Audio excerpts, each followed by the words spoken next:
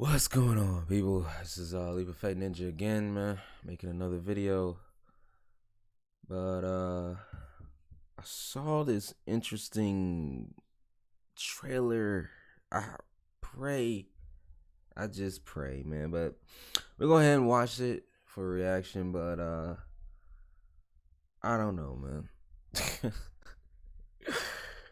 2021 may be ruined, people, man. That's all I'm gonna say. Marvel and of course, Spider-Man: No Way Home. I only watched like the first 2 minutes of this, man. Insane plot leak, one that actually sounds plot leak for Spider-Man, but one that also makes me pretty mad. Dear God, a lot of fans mad as well if this actually happens in the movie, and if you stick around till the end, you'll see why. And I do have an update on that Spider-Man: No Way Home trailer. But first, big congrats to Gabe. You can only watch the first minute, but either way, I'm just sitting there like, dear God. I have a new giveaway starting very soon. $12 for this. Dear God. Really like. So be sure to subscribe and hit that notification bell so you don't miss out on any of the latest videos. Yeah. So let's first talk real quick about the Spider-Man: No Way Home trailer and when to expect it, because I got a little bit more information over the past couple of days. For starters, I actually talked to a local manager at my local theater, and he confirmed that they do have it. I also talked to some other people that I won't mention by name, but they have some pretty big contacts, and they have confirmed with these contacts, yes, the first teaser trailer is indeed finished and has been distributed to theaters. Now, as far as when it's going to drop, I couldn't get an actual release date, but it sounds like it could happen any day within the next 2 weeks. From what I understand, they really only send the trailers out when they're good to go and about to release to the public. So we are very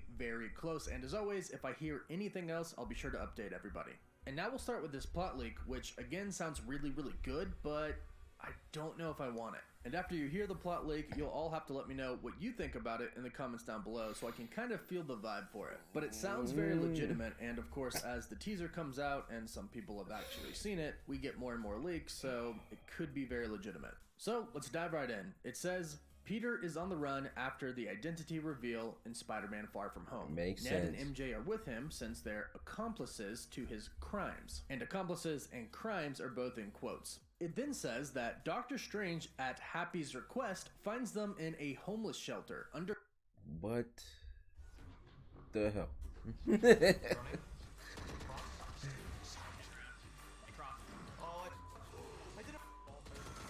know...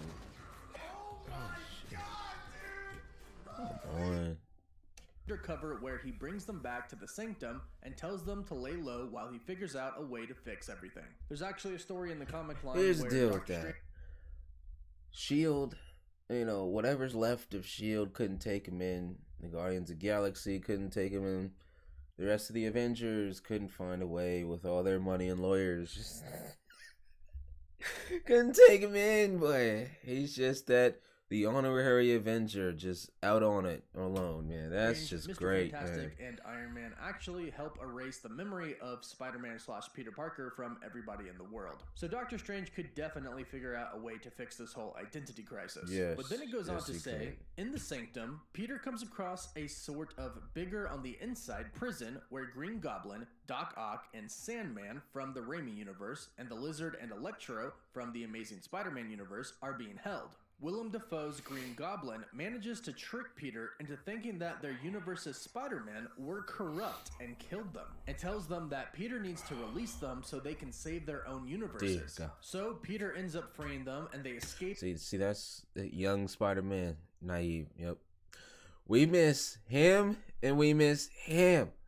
into the city. It then says that Doctor Strange then shows up and tears Peter a new one. He explains that he had been holding them in this prison due to the instability in the multiverse connected to each dimension's Oscorp experimenting with interdimensional travel. And he says that Peter has a responsibility now to stop them. Willem Dafoe's Green Goblin leads the villains to the MCU Oscorp building to try and steal interdimensional technology. Peter tries to stop them, but he gets his butt kicked and thrown aside. Strange ends up rescuing him and says that they're going to need more help, and Strange and Peter travel into the Raimiverse and into the Amazing Spider-Man universe, and we see how the Peters are living after the conclusion of their series. Tobey Maguire's Spider-Man is married to MJ, and they have a daughter. Andrew Garfield's Spider-Man is now a college professor. And I would personally really love to see this. I would really love to see Tobey Maguire's Spider-Man with MJ having a kid living a somewhat normal life, and Andrew Garfield's Spider-man as a professor. I would love to see both of these, and I really hope Disney this Plus happens, that. especially since Marvel. Oh my god. Some of these damn commercials. we were going to get a fourth Tobey Maguire Sam Raimi Spider-Man, and never did. The plot leak goes on to say, through their connection Disney to Plus their home universes, the villains sense that their Spider-Men are likely on their way. They use the Oscorp device to open a one-way portal into the Amazing Spider-Man universe, with the Amazing Spider-Man Rhino barging through. The Sinister Six are Goblin, Ock, Sandman, the Lizard, Electro, and the Rhino. They finally did the Sinister Six, but they should just finish the Amazing Spider-Man movie, and thus man. get back to their own universes is to power the Osborn device with a Stark power core. The Green Goblin ends up getting this device while the other Sinister Six distract the Spider-Man, allowing him time to get it from Stark Industries. The Sinister Six go to battle with all three Spider-Men at the Statue of Liberty. The Green Goblin plans on using the Statue of Liberty to open portals back to their own worlds and to trap the Spider-Man here, so they can no longer interfere with their plans in their own respective universes. Tobey Maguire's Spider-Man is beaten way harder than the other younger Spider-Man and ends up dying after the battle. And this is where I start to get kind of really mad and upset, because I definitely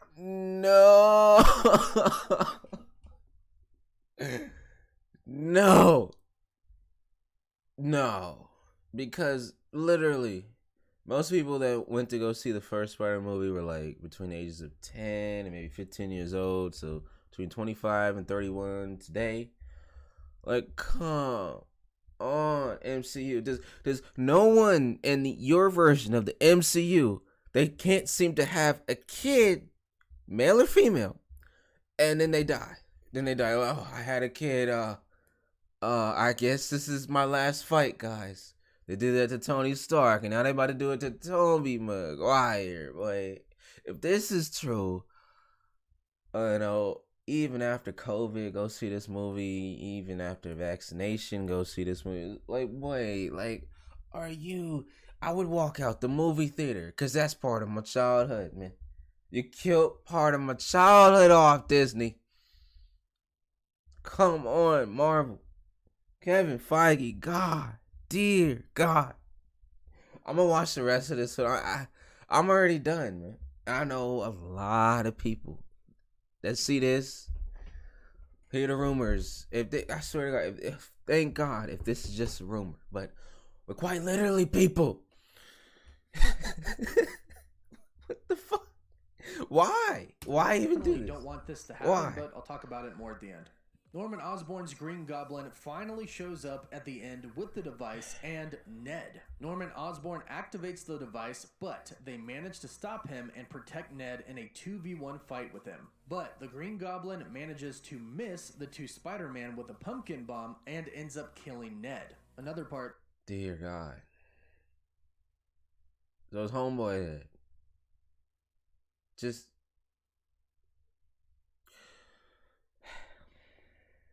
popcorn costs what, $15 to $20, and then a $12 ticket.